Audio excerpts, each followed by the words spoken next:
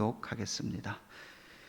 우리를 위하여 기도하라. 우리가 모든 일에 선하게 행하려 함으로 우리에게 선한 양심이 있는 줄을 확신하노니 내가 더 속히 너희에게로 돌아가기 위하여 너희가 기도하기를 더욱 원하노라. 양들의 큰 목자이신 우리 주 예수를 영원한 언약의 피로 죽은 자 가운데서 이끌어내신 평강의 하나님이 모든 선한 일에 너희를 온전하게 하사 자기 뜻을 행하게 하시고 그 앞에 즐거운 것을 예수 그리스도로 말미암아 우리 가운데에서 이루시기를 원하노라. 영광이 그에게 세세무궁토록 있을지어다. 아멘. 형제들아, 내가 너희를 권하노니 권면의 말을 용납하라. 내가 간단히 너희에게 썼느니라.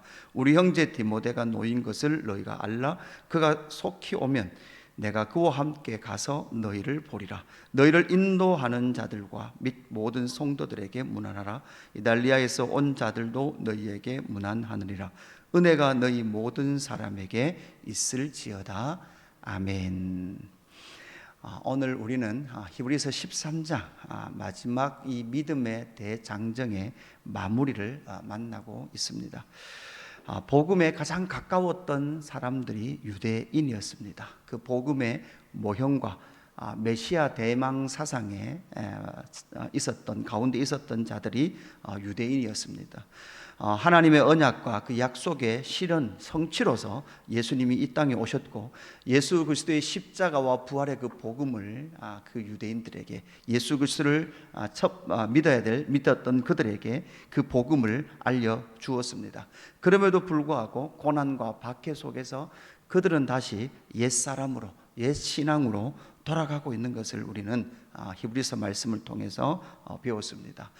율법이 아니라 이제는 그 복음을 믿는 믿음으로 이 땅 가운데 흔들리지 않는 하나님의 나라를 살아갈 것에 대해서 히브리서 저자는 지금 교회 공동체에게 써 보내고 있습니다. 그러나 사실 여러분, 이 히브리서 우리 말씀을 통해서 보았듯이 지금 히브리서를 읽고 있는 이 독자들, 교회들은 어떤 상태에 있었습니까? 흔들려 떠내려가고 있는 그런 상태에 있었습니다. 흔들리고 있고 또한 믿음에서부터 멀리 떠내려가고 있는 그 교회를 향해서 이 히브리서 저자는 또한 복음을, 구원을 너희가 등한히 여기고 있다, 이렇게 말하죠. 그래서 여러분, 이렇게 말하기가 참 쉽지는 않습니다. 그 공동체를 향해서 너희가 예수 그리스도의 십자가의 구원을 등한히 여기고 있다. 정말 너희가 구원, 예수 그리스도의 그 십자가의 복음의 그 구원을 너희가 강력하게 믿고 있고 그것을 너희에게 가장 소중한 것으로 여기고 있느냐라고 묻는 거죠.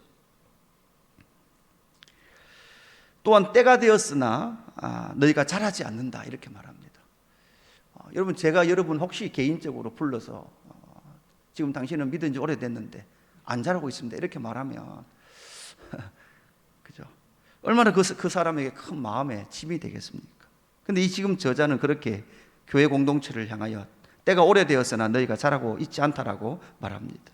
그뿐만 아니라 믿음의 도리이신 예수 그리스도를 굳게 잡아라라는 그 권면을 통해서 그들은 지금 믿음의 도리이신 예수 그리스도를 놓을 위기에 처해 있다라는 것을 그렇게 권면을 하고 있는 거죠. 그러면서 구약의 위대한 믿음의 인물들, 여러분, 구약도 믿음이었습니다. 구약도 믿음이었습니다. 그리고 실체이신 예수 그리스도를 만났던 너희들은 더더욱 그 믿음 가운데 살아야 함에도 불구하고 너희는 지금 믿음에서 멀리 떨어져 있다라고 권면하고 있는 이 지금 히브리서 저자의 말씀, 가르침을 우리는 함께 묵상을 했습니다. 그러면서 그들에게 너희들은 흔들리지 않는 나라를 받았다. 그것이 어떤 나라입니까? 하나님의 나라입니다. 하나님의 나라에 세 가지 특징이 있습니다. 어떤 특징이 있습니까? 형제를 사랑합니다. 그 다음 가정을 소중히 여깁니다. 그리고 돈에 대해서 정확하게 규정이 끝난 사람들입니다. 돈이 무엇인가? 여러분, 이제 히브리서 저자는요, 앞으로 일어날 그 미래에 대해서도 정확하게 알고 있었던 것 같아요.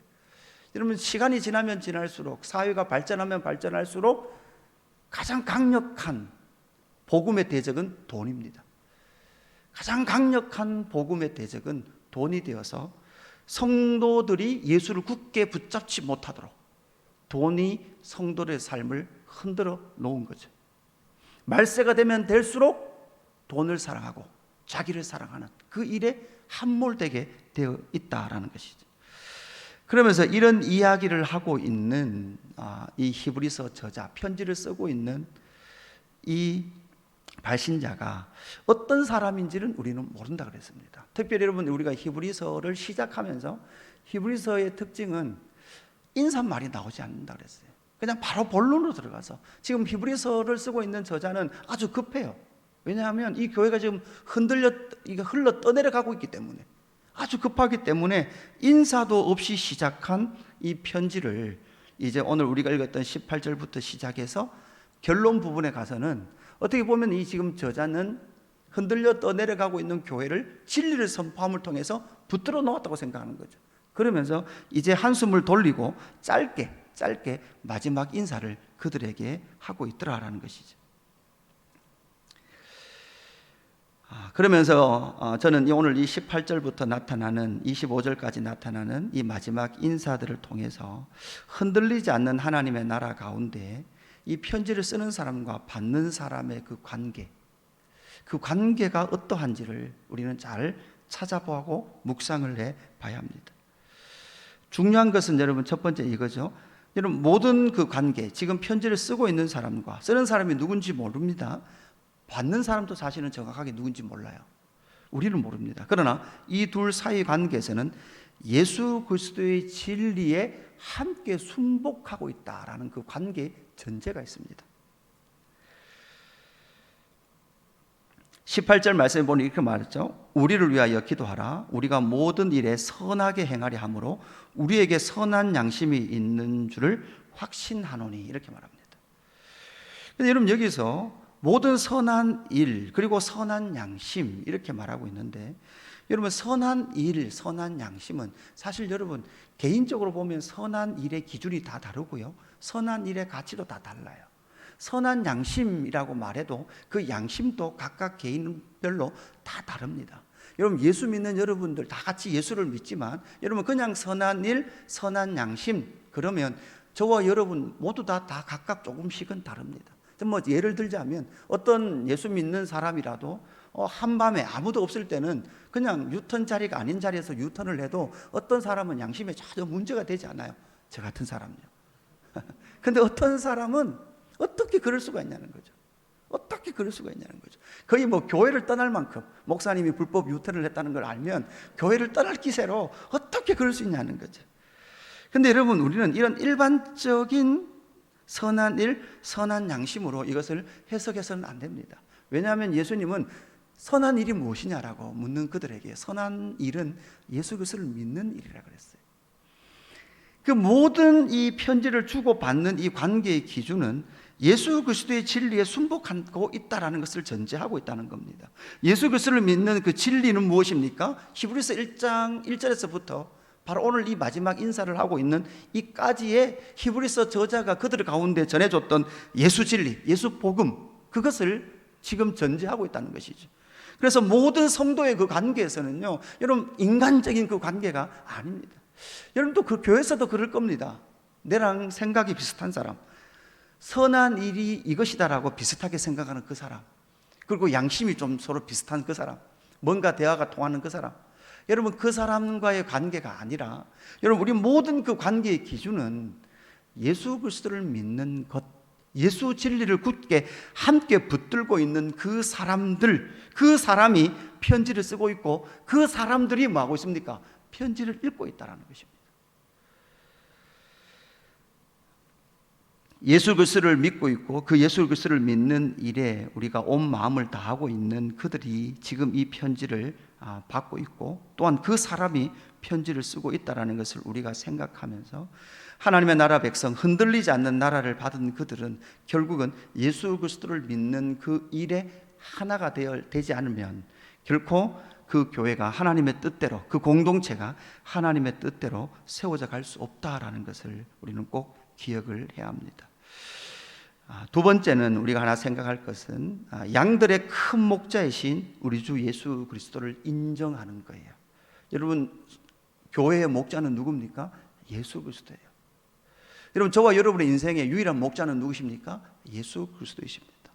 여러분, 그래서 17절, 어제 본문이지만 17절에 보니까 너희를 인도하는 자들에게 순복하고, 죄송합니다, 7절부터 먼저 봐야 되겠네요. 7절에 보니까 이렇게 말합니다. 하나님의 말씀을 너희에게 일러주고 너희를 인도하던 자들을 생각하며 그들의 행실의 결말을 주의하여 보고 그들의 믿음을 본받으라, 이렇게 말했고, 그 다음 17절로 오니까 너희를 인도하는 자들에게 순종하고 복종하라.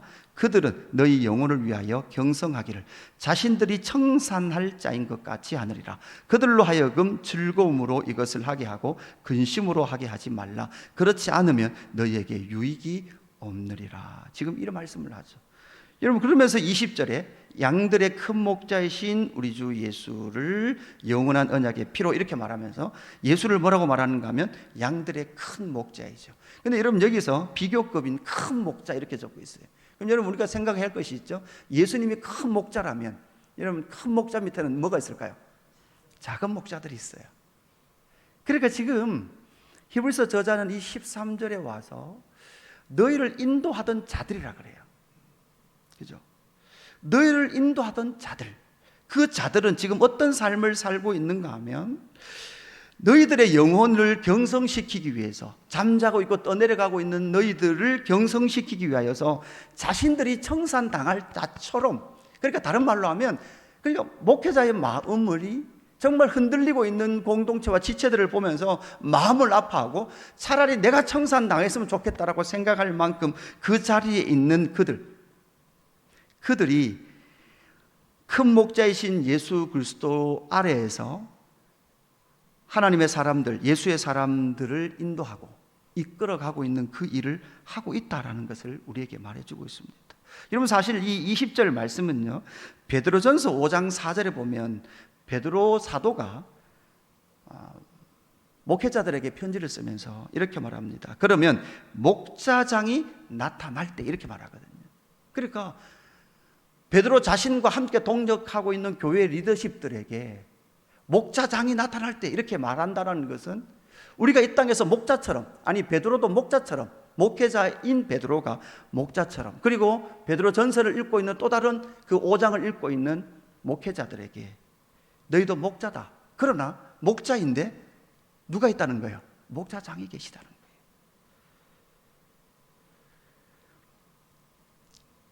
그들에게 너희가 순복하고 그 말씀에 따라 나아갈 것을 우리에게 말해주고 있는 거죠. 바울이 에베소 장로들에게 이렇게 말하죠.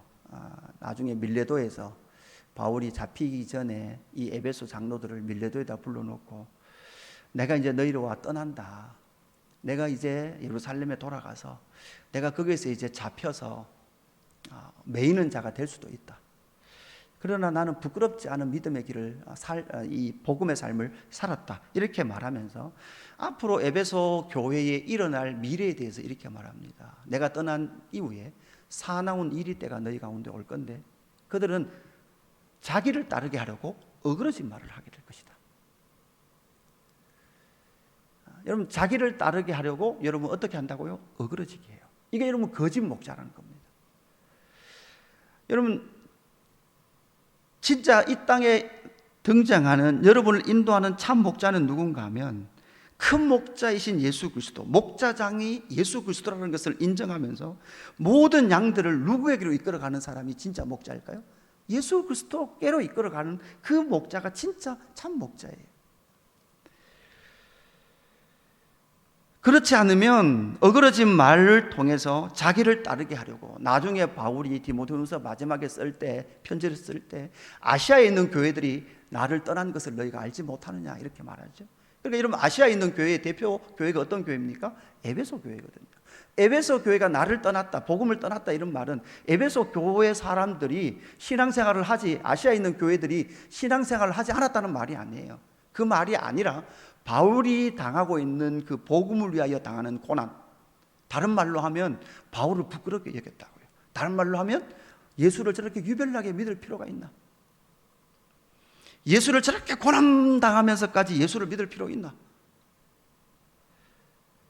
더 쉽게 말하면 지금 우리 한국 교회가 처해진 것처럼 예수 믿는 것은 이 세상에 복을 받는 길입니다라고 왜곡하고 이 세상의 복을 하나님의 복으로 변질시켜 놓은 그런 모습으로 나타나고 있더라라는 사실이죠. 예수 그리스도의 진리에 순복합니다. 그리고 예수님이 큰 목자인 것을 인정하는 그 예수의 사람들, 그런 이 땅에 등장하는 그 영혼들을 인도해가는 하나님의 사람, 예수의 사람들이 너희 가운데 사역하게 될 것이고, 그것을 인정하는 그 관계 속에서 지금 뭐를 하고 있는 거예요? 편지를 쓰고 있고 편지를 읽고 있습니다. 그러면서 참 여러분 늘 교회에서 교회들의 소식들이 들려오는 대부분은 이런 어려움이 아닐까요? 대부분 목회자와 성도들의 관계의 그 어려움, 늘 이런 이야기들입니다. 그러니까 참 마음이 아프고 채기가 있는 것 같아요. 제가 어떻게 보면 어제도 선교 훈련을 하고 이렇게 하다 보니까 많은 주변에 교회 소식들을 들어요. 성경 공부한다고 많이 좀 다니다 보니 또 교회 소식을 들어요. 듣다 보면 참 마음이 아파요. 그래서 소화가 안 될 만큼 마음이 아파요. 그죠? 그 아픔 속에 있는 것이 무엇이냐는 것입니다. 그러면서 정말 우리가 다 같이 예수 그리스도 큰 목자 대신 예수 그리스도를 바라본다면 그 모든 지금 히브리서를 쓰고 있는 이 저자나 히브리서를 읽고 있는 이 독자들 관계가 결국은 그 큰 목자이신 예수 그리스도를 모두 공히 인정하고 있기에 이 글을 쓰고 있고 이 글을 읽고 있다라는 그 사실이죠. 그래서 여러분 히브리서를 이제 보면 이 18절부터 내가라는 단어가 나와요. 여기서 이제 내가라 그러거든요. 그러니까 앞에서 잘 등장하지 않았던 내가라는 말이 이제 마지막 끝인사에서 내가 이렇게 나오는 거죠. 그 전까지는 계속 누구였어요? 예수였어요. 계속 예수였어요. 계속 예수였고 마지막 인사 그 한마디에 내가라고 말할 수밖에 없는 이 저자의 마음, 그 내가 너희에게 권면하는. 그래서 여러분 마지막 흔들리지 않는 하나님의 나라의 이 저자와 독자의 관계, 그 관계는 무엇으로 정의되는가 하면 권면하는 말을 듣는 걸로 결론이 나요. 22절 보세요. 형제들아 내가 너희를 권하노니 권면의 말을 용납하라. 내가 간단히 너희에게 써느리라. 13장이라 써놓고 간단히 썼대요. 여러분 예수 그리스도에 있으면서 설교가 길다라고는 생각이 드신 분들은 금식을 좀 하셔야 돼요. 금식을 많이 하셔야 돼요. 오늘 설교가 왜 이렇게 짧어? 좀 더 해주시지. 아유 목사님 똑같은 말 하네. 똑같은 말 하죠. 예수가 한 분이신데. 그죠? 또 들려주십시오. 또 들려주십시오가 정확한 우리의 영적인 상태여야 해요. 아침밥 먹었다고 여러분 점심 안 먹는 거 아니잖아요. 여러분 몇 끼마다 다르게 드십니까? 몇 끼 밥 드시잖아요. 거의 한 번씩 특식 드시잖아요. 우리 수요일날 매일 성경하면서 들었잖아요. 그죠? 주일날 3끼 드시죠. 아침에 교회 오면서 이찬수 목사님 설교 듣고, 본교회 와서 본교회 목사님 듣고, 집에 가서 유기성 목사님 설교 듣고. 중요한 것은 듣는 거예요. 하나님 아버지의 말씀을 듣고 그 말씀의 진리 앞에 서는 것이죠. 그렇게 듣는 그 삶 가운데 23절에 보니까 우리 형제 디모데가 놓인 것을 너희가 알라. 그가 속히 오면 내가 그와 함께 가서 너희를 보리라. 이렇게 말하죠. 여러분 그래서 여기서 디모데라는 이름 하나가 기록됨을 통해서 히브리서가 정경으로 들어오는 가장 강력한 증거가 여기에 되는 거예요. 저자는 디모데와 아는 사람이에요. 그리고 저작 시기도 디모데가 아직 살아있을 때라는 거죠. 나 역시도 디모데와 함께 너희를 보리라라고 말하고 있는 이 권면 속에 내가라고 말하고 있는 이 내가 하는 이 말, 여러분 결국은 복음은 어떻게 전달됩니까? 내가 하는 그 말을 들을 때 복음이 역사하는 거예요. 성령님이 역사해서 하나님의 말씀으로 그들 가운데 심겨진다라는 사실을 우리에게 말해주고 있습니다. 오늘 히브리서 13장 마지막 18절부터 25절까지를 여러분 자세히 다시 한 번 더 묵상하면서 저는 이 18절부터 25절까지 이 히브리서 저자가 내가라는 것을 등장시키지 않으면서 마지막 이 인사말에서 내가라는 이것을 등장시키며 편지를 쓰고 받는 자의 그 관계는 하나님의 나라의 관계를 기초하고 있다는 그 사실. 그러면서 그가 흔들려 떠내려가는 교회를 보면서 한없이 눈물을 흘리며 이 편지를 쓰고 있다는 사실, 그 사실을 우리에게 알려주고 있더라고요. 그러면서 여러분 17절 말씀이 다시 한번 더 마음에 깊이 남습니다. 17절 후반절에 보니까 그들로 하여금 즐거움으로 이것을 하게 하고 근심으로 하게 하지 말라. 청산당할 것처럼 하는데요, 그것조차도 즐거워요. 그런데 때로는 근심이 돼요. 근심이 언제 근심될까요? 말씀을 안 들을 때 제일 근심이 돼요. 여러분, 예수 그리스도 교회는 앞으로 10년의 비전이 없습니다. 오직 말씀 속에서 우리가 함께 발견해 가는 거예요. 히브리서를 묵상할 때 히브리서 속에서 교회의 비전을 계속 발견해 가는 거예요. 말씀을 안 들으면 교회가 어디로 가는지 몰라요. 그래서 여러분, 진리의 말씀 앞에 매일매일 서십시오. 목사가 하는 이 설교만은 붙들지 마시고 여러분이 스스로 말씀을 깊이 묵상하십시오. 그리고 목사가 하는 설교도 깊이 들으십시오. 그래서 함께 그 말씀을 적용하고 하나님의 나라를 함께 살아가는 저와 여러분 되기를 주님의 이름으로 축복합니다. 기도하겠습니다. 하나님 아버지, 감사합니다. 믿음의 대장정, 그 누구와도 비교할 수 없는 우리 주 예수 그리스도의 그 복음의 영광을 간단하게 우리에게 알려주셔서 감사함을 드립니다. 하나님, 이 말씀을 또 듣고 싶습니다. 이 말씀 앞에 또 서 있고 싶습니다.